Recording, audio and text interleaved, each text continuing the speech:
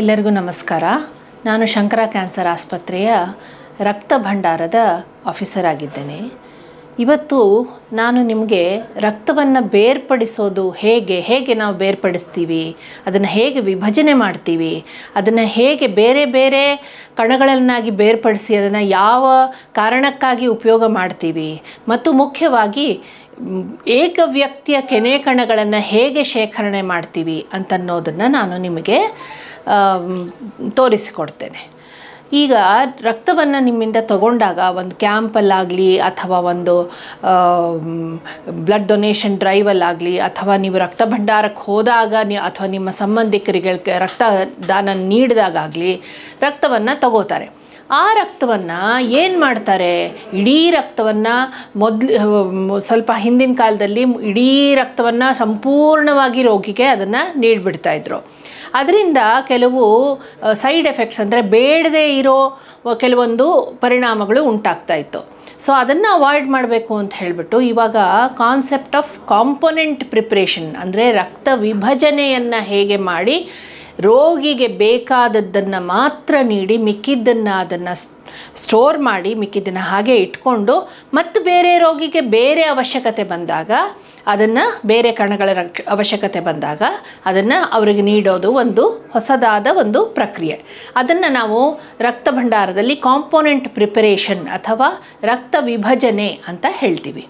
So ನಮ್ಮ ದ್ರವರೂಪವಾದ ಕೆಂಪು ರಕ್ತವನ್ನು ನಾವು ಏನು ಮಾಡ್ತೀವಿ, ಒಂದು ವಾಷಿಂಗ್ ಮೆಷಿನ್ ಥರದ್ದು ಒಂದು ಸೆಂಟ್ರಿಫ್ಯೂಜ್ ಅಂತಂತೀವಿ, ಆ ಥರ ಒಂದು ಮೆಷಿನ್ ಇರುತ್ತೆ. ಆ ಮೆಷಿನಲ್ಲಿ ಹಾಕಿಬಿಟ್ಟು ನಾವು ಬೇರೆ ಬೇರೆ ಸ್ಪೀಡ್ಗಳಲ್ಲಿ ಅದನ್ನು ಸುತ್ತಿಸ್ತೀವಿ. ಅದು ಸುತ್ತಿಸಿದಾಗ ರಕ್ತ 3-4 ಭಾಗಗಳಾಗಿ ಬೇರ್ಪಡಿಸುತ್ತೆ. ಇದು ನೋಡಿ, ಇದು ನಿಮಗೆ ಕಾಣ್ತಾ ಇದೆ, ಸಂಪೂರ್ಣವಾಗಿ ಕೆಂಪು ಬಣ್ಣ ಇದೆ, ಒಂಥರ ಡಾರ್ಕ್ ರೆಡ್ ಅಥವಾ ಕಡುಗೆಂಪು ಅಂತ ಹೇಳ್ಬೋದು. ಪೂರ್ತಿ ರಕ್ತದ ಥರ ಬ್ರೈಟಾಗಿಲ್ಲ, ಆದರೆ ಒಂಥರ ಕಡುಗೆಂಪು ಬಣ್ಣ ರಕ್ತ ಇದು ಸಂಪೂರ್ಣವಾಗಿ ಬರೀ ಕೆಂಪು ರಕ್ತದ ಕಣಗಳು ಇರೋ ಒಂದು ಬ್ಯಾಗ್ ಇದು. ಸೊ ಇದನ್ನು ಒಂದು ಭಾಗವಾಗಿ ಬೇರ್ಪಡಿಸ್ತೀವಿ. ಇನ್ನೊಂದು ಭಾಗವಾಗಿ ಇದು ನೋಡಿ, ಇದು ಪ್ಲಾಸ್ಮಾ ಮತ್ತು ಸ್ವಲ್ಪ ಮಟ್ಟಿಗೆ ಕೆನೆ ಕಣಗಳು ಅಥವಾ ಪ್ಲೇಟ್ಲೆಟ್ಸ್ ಅಂತ ಹೇಳ್ತೀವಿ.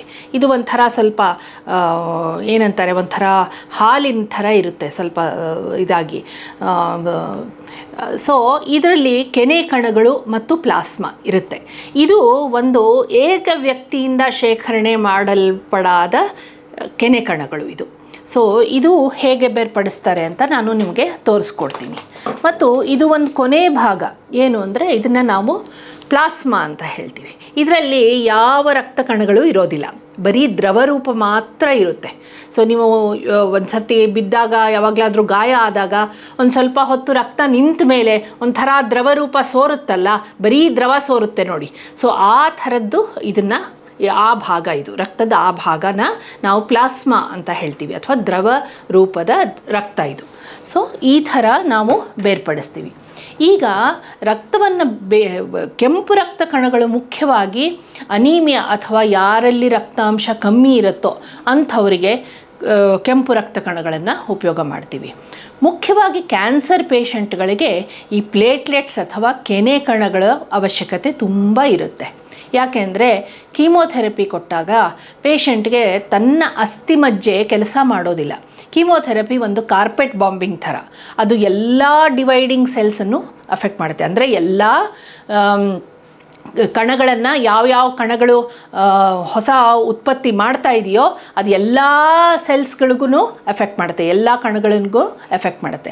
ಹಾಗಾಗಿ ಏನಾಗುತ್ತೆ, ಬೋನ್ ಮ್ಯಾರೋ ಅಥವಾ ಅಸ್ಥಿಮಜ್ಜೆಯಲ್ಲಿ ಏನು ರಕ್ತ ಉತ್ಪತ್ತಿ ಮಾಡೋ ಕಣಗಳೇನಿರುತ್ತಲ್ಲ ಅದಕ್ಕೂ ಎಫೆಕ್ಟ್ ಆಗುತ್ತೆ. ಸೊ ಅದಕ್ಕೆ ಎಫೆಕ್ಟ್ ಮಾಡಿದಾಗ ಮುಖ್ಯವಾಗಿ ಕೆನೆ ಕಣಗಳ ಉತ್ಪತ್ತಿ ತುಂಬ ಕಮ್ಮಿ ಆಗಿ ಹೋಗುತ್ತೆ. ಕೆನೆ ಕಣಗಳು ತುಂಬ ಇಂಪಾರ್ಟೆಂಟು. ಯಾಕೆ ಅಂದರೆ ಕೆನೆ ಕಣಗಳಿಂದನೇ ನಮ್ಮ ರಕ್ತಸ್ರಾವದ ಪ್ರಕ್ರಿಯೆ ನಿಂತ್ಕೊಳ್ಳೋದು. ಎಲ್ಲಾದರೂ ಗಾಯ ಆಯಿತು, ಎಲ್ಲಾದರೂ ಬಡೀತು ಅಥವಾ ರಕ್ತ ಸ್ವಲ್ಪ ಜೋರಾಗಿ ಸರ್ಕ್ಯುಲೇಷನ್ ಆಯಿತು ಅಂಥ ಕಡೆ ಎಲ್ಲನೂ, ಅಥವಾ ನಾವು ಮಾಡಿದಾಗ ಎಲ್ಲ ರಕ್ತ ಜೋರಾಗಿ ಸರ್ಕ್ಯುಲೇಷನ್, ಹಾರ್ಟ್ ಬೀಟ್ ಜಾಸ್ತಿಯಾಗಿ ಜೋರಾಗಿ ಸರ್ಕ್ಯುಲೇಷನ್ ಆಗುತ್ತೆ. ಅಂಥ ಟೈಮ್ನಲ್ಲೆಲ್ಲ ರಕ್ತ ರಕ್ತವನ್ನು ಇದು ಆಗದೇ ಇರೋ ಥರ, ಬ್ಲೀಡಿಂಗ್ ಆಗದೇ ಇರೋ ಥರ, ಅಂದರೆ ರಕ್ತಸ್ರಾವ ಆಗದೇ ಇರೋ ಥರ ತಡೆಗಟ್ಟೋದು ಮತ್ತು ರಕ್ತಸ್ರಾವ ಆದಾಗ ಅದನ್ನು ಪ್ಲಗ್ ಮಾಡೋದು, ಅದು ಎರಡೂ ಕೆಲಸನೂ ಪ್ಲೇಟ್ಲೆಟ್ ಮಾಡುತ್ತೆ.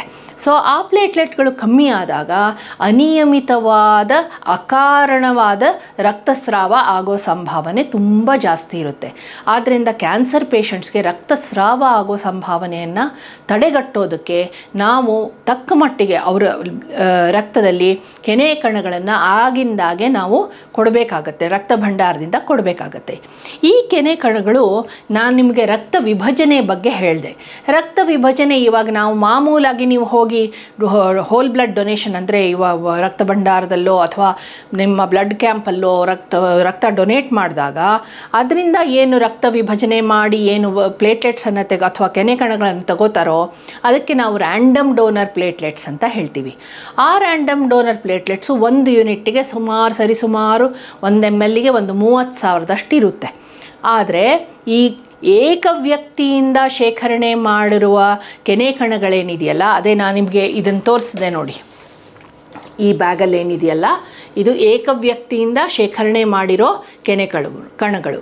ಇದನ್ನು ಎಫೆರೆಸಿಸ್ ಅಂತನ್ನೋ ಒಂದು ಪ್ರಕ್ರಿಯೆ ಅಥವಾ ಪ್ಲೇಟ್ಲೆಟ್ ಫೆರೆಸಿಸ್ ಅನ್ನೋ ಪ್ರಕ್ರಿಯೆ, ಅಂದರೆ ಪ್ಲೇಟ್ಲೆಟ್ಗಳನ್ನು ಮಾತ್ರ, ಕೆನೆ ಕಣಗಳನ್ನು ಮಾತ್ರ ತೆಗೆದುಕೊಂಡು ಮಿಕ್ಕಿದ್ದನ್ನೆಲ್ಲ ನಿಮ್ಮ ರಕ್ತ ಅಂದರೆ ಕೆಂಪು ರಕ್ತ ಕಣಗಳನ್ನು, ಬಿಳಿ ರಕ್ತ ಕಣಗಳನ್ನು, ಪ್ಲಾಸ್ಮಾವನ್ನು ಮತ್ತೆ ವಾಪಸ್ಸು ಸರ್ಕ್ಯುಲೇಷನ್ಗೆ ಅಂದರೆ ನಿಮ್ಮ ದೇಹದೊಳಗೆ ಸೇರಿಸ್ತೀವಿ. ಸೊ ಈ ಪ್ರಕ್ರಿಯೆಗೆ ಪ್ಲೇಟ್ಲೆಟ್ ಫೆರೆಸಿಸ್ ಅಥವಾ ಕೆನೆ ಕಣಗಳ ವಿಭಜನೆ ಅಂತ ಹೇಳ್ತೀವಿ. ಸೊ ಈ ಕೆನೆ ಕಣಗಳ ವಿಭಜನೆ ಅಂದರೆ ಇಟ್ ಈಸ್ ತುಂಬ ಒಂದು ಸುಲಭವಾದ ಪ್ರೊಸೀಜರು ಮತ್ತು ಅದರಿಂದ ಪೇಷಂಟ್ಸ್ಗೆ ತುಂಬ ಉಪಯೋಗ ಆಗುತ್ತೆ. ಯಾಕೆಂದರೆ ಒಂದು ಏಕ ವ್ಯಕ್ತಿ ಕೆನೆ ಕಣಗಳಿಂದ ಕನೆಕ್ಟ್ ಮಾಡಿರೋ SDP ಅಥವಾ ಸಿಂಗಲ್ ಡೋನರ್ ಪ್ಲೇಟ್ಲೆಟ್ ಯೂನಿಟ್ನಲ್ಲಿ 6 ರಿಂದ 8 RDP ಅಂದರೆ ಮಾಮೂಲಾಗಿ ನೀವು ರಕ್ತದಾನ ಮಾಡಿದ್ರೆ ಎಷ್ಟಿರುತ್ತೋ ಅಷ್ಟು ಕೆನೆ ಕಣಗಳಿರುತ್ತೆ. ಆದ್ದರಿಂದ ಒಂದು SDP ಸರಿಸುಮಾರು 6 ಅಥವಾ 8 RDPಗೆ ಸಮ ಆಗಿರುತ್ತೆ. ಸೊ ನಾವು ಒಂದು ಸರ್ತಿ ರಕ್ತಸ್ರಾವ ನಿಲ್ಲಿಸಬೇಕು ಪೇಷಂಟ್ಗೆ ಅಂದರೆ ಸುಮಾರು 6 ರಿಂದ 8 RDP ಕೊಡಬೇಕಾಗುತ್ತೆ. ಆದರೆ ಇಲ್ಲಿ SDP ವಿಷಯಕ್ಕೆ ಬಂದಾಗ ಒಂದೇ SDP ಸಾಕಾಗಿರುತ್ತೆ. ಆದರೆ ಇದರ ಪ್ರೊಸೀಜರ್ ಏನಿದೆ, ಇದನ್ನು ಮಾಡಬೇಕಾದಂಥ ಪ್ರಕ್ರಿಯೆ ಏನಿದೆ ಅದು ಸ್ವಲ್ಪ ಕಾಂಪ್ಲೆಕ್ಸ್ ಆಗಿದೆ ಮತ್ತು ಅದನ್ನು ರಕ್ತ ಭಂಡಾರದಲ್ಲಿ ಮಾತ್ರ ಮಾಡೋಕ್ಕಾಗತ್ತೆ, ಅದನ್ನು ಕ್ಯಾಂಪ್ಗಳಲ್ಲಿ ಮಾಡೋಕ್ಕಾಗಲ್ಲ. ಸೊ ಈ ಮೆಷಿನ್ ಏನಿದೆಯಲ್ಲ ಇದು ರಕ್ತ ವಿಭಜನೆ ಕೆನೆ ಕಣಗಳನ್ನು ಕಲೆಕ್ಟ್ ಮಾಡುವ ಒಂದು ಮೆಷೀನು. ಸೊ ಈ ಮೆಷೀನು ಪ್ರಿನ್ಸಿಪಲ್ ಆಫ್ ಸೆಂಟ್ರಿಫ್ಯೂಗೇಷನ್ ಅಂತ ಅಂತೀವಿ ನಾವು, ಅಂದರೆ ಸುತ್ತುವಿಕೆಯ ಪ್ರಕ್ರಿಯೆಯ ಪ್ರಿನ್ಸಿಪಲ್ ಮೇಲೆ ನಿರ್ಭರವಾಗಿರುತ್ತೆ.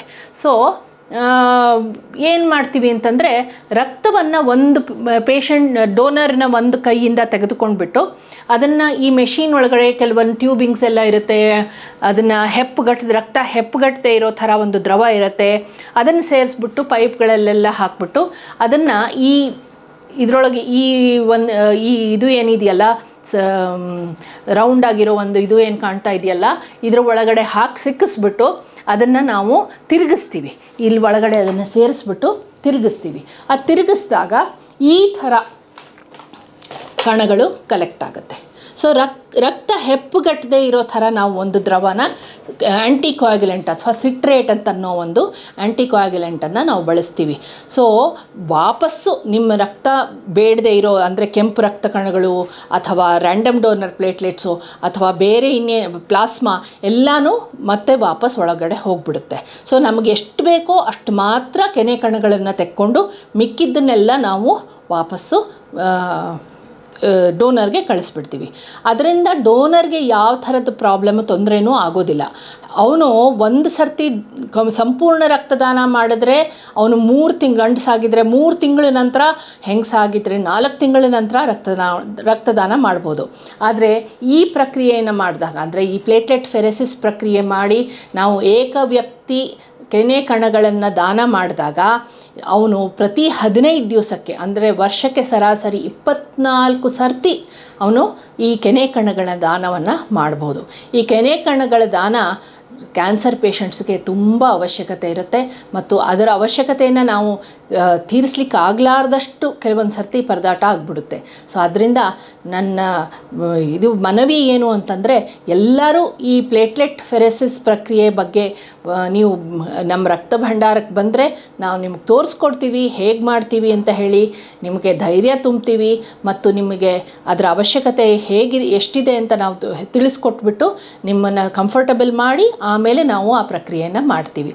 ಸೊ ದಯವಿಟ್ಟು ಏಕವ್ಯಕ್ತಿ ಕೆನೆ ರಕ್ತ ಕಣಗಳ ದಾನವನ್ನು ಮಾಡಿ ಅಂತ ನಾನು ನಿಮ್ಮನ್ನೆಲ್ಲ ಕೋರ್ತಾ ಇದ್ದೀನಿ. ಸೊ ಈ ವಿಡಿಯೋಯಿಂದ ಅಥವಾ ಇದರಿಂದ ನಿಮಗೆ ಅಟ್ಲೀಸ್ಟ್ ಒಂದು ಕುತೂಹಲ, ಏನೋ ಇದು ಹೊಸ ಪ್ರಕ್ರಿಯೆ ಹೇಳ್ತಾ ಇದ್ದಾರಲ್ಲ, ಇದೇನೋ ಒಂದು ಹೊಸ ಮೆಥಡ್ ಹೇಳ್ತಾ ಇದ್ದಾರಲ್ಲ ಅಂತ ಅಟ್ಲೀಸ್ಟ್ ಆ ಕ್ಯೂರಿಯಾಸಿಟಿ, ಆ ಕುತೂಹಲನಾದರೂ ಜನ್ರೇಟ್ ಮಾಡಿ ನೀವು ರಕ್ತ ಭಂಡಾರಕ್ಕೆ ಬಂದು ಏನಿದು ಹೊಸದು ಅಂತ ತಿಳ್ಕೊಳ್ಳೋಕ್ಕಾದರೂ ಬಂದರೆ ನಮಗೆಲ್ಲ ತುಂಬ ಸಂತೋಷ ಆಗುತ್ತೆ. ಧನ್ಯವಾದಗಳು.